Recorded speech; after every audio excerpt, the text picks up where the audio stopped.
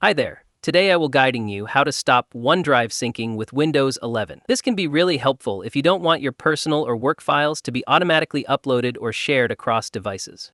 So for this, I have two ways. The first one is we can pause the syncing without uninstalling the app, and also we can unlink the OneDrive.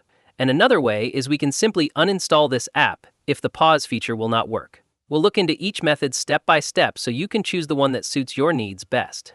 So we will try all the feature first. Take your mouse cursor on the right bottom, and here you will see an arrow. Click on it, and you will find the option of OneDrive. Right-click on it. This small arrow shows hidden icons running in the background, including OneDrive. And here you can see the option of pause syncing. If I click on this arrow, it's saying you can pause it for 2 hours, 8 hours, or 24 hours. This is useful if you just want to stop syncing temporarily, maybe while you're working on something important and don't want background uploads.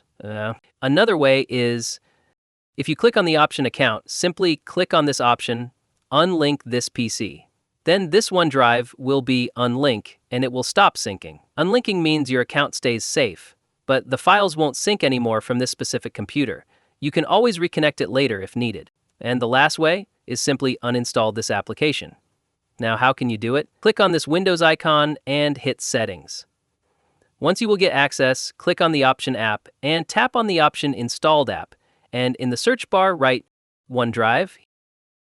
This will help you quickly find the app instead of scrolling through the whole list. Here you will see Microsoft OneDrive.